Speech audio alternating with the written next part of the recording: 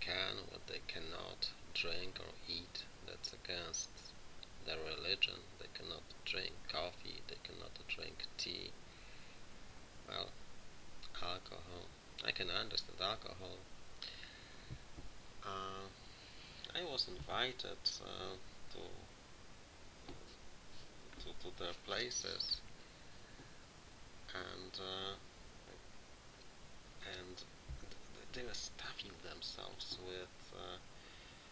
with cookies, and they were full of high fructose corn syrup, and some of them, even though they were much younger, like I could be their father, and maybe not grandfather yet, but well, I'm over 50, and some of them are 20, and they look like, well, I told them, don't eat that crap.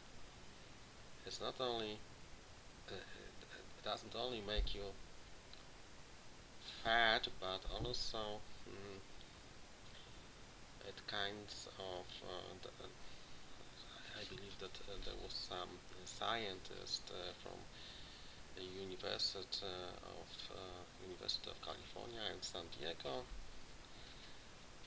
and he claimed that it makes you this stuff, high fructose corn syrup, San Diego or some other, so maybe Santa Barbara. You can find it on the internet. That makes you also stupid. I myself try to avoid eating that stuff, and, I just want to feel better and try to use my brain as long as effectively as long as I live.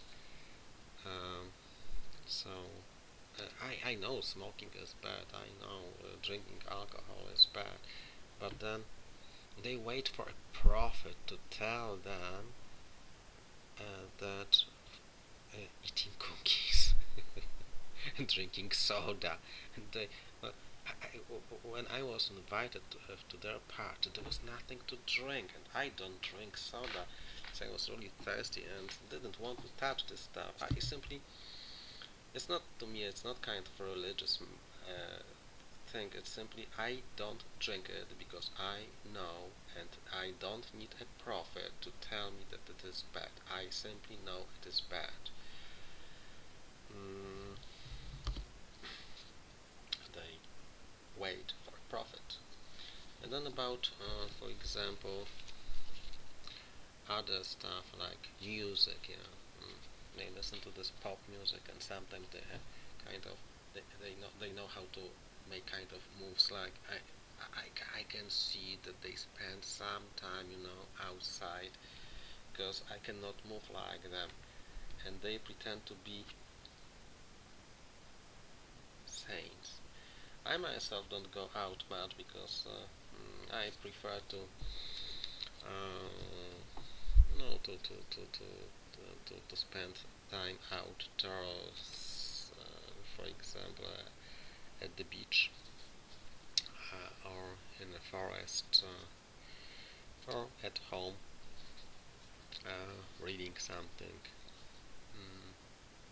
So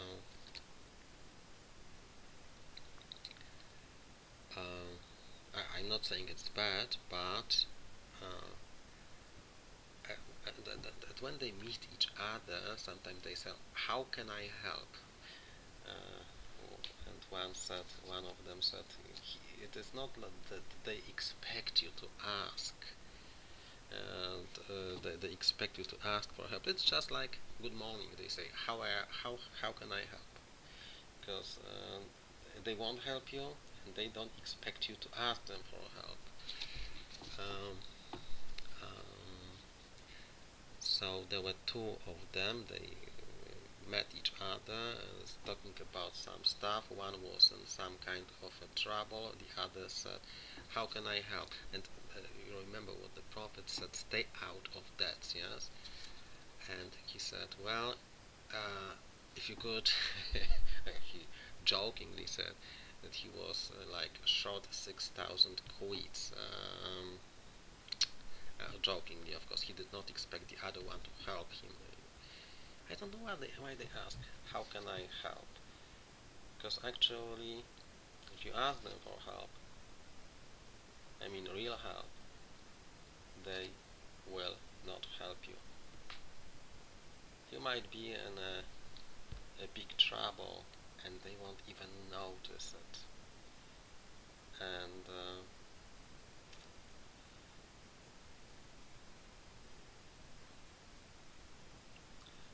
maybe it's good that I went there. Maybe it's good that I'm making those video clips. Maybe somebody will watch it. And maybe some of Mormons and realize uh, about themselves.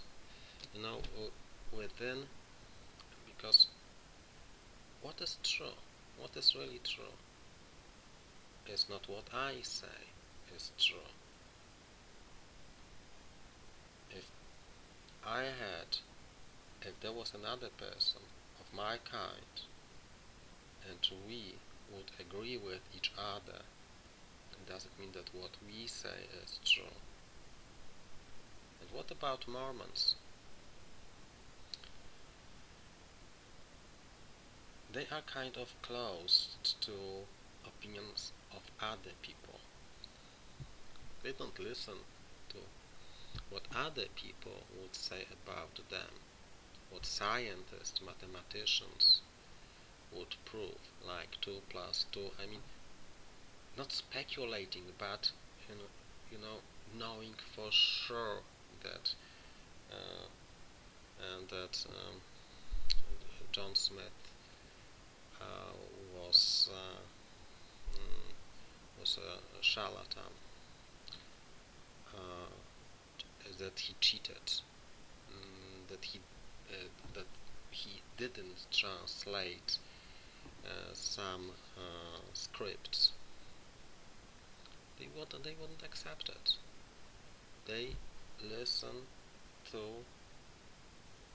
each other, and they don't want they don't want they don't want to listen to other arguments.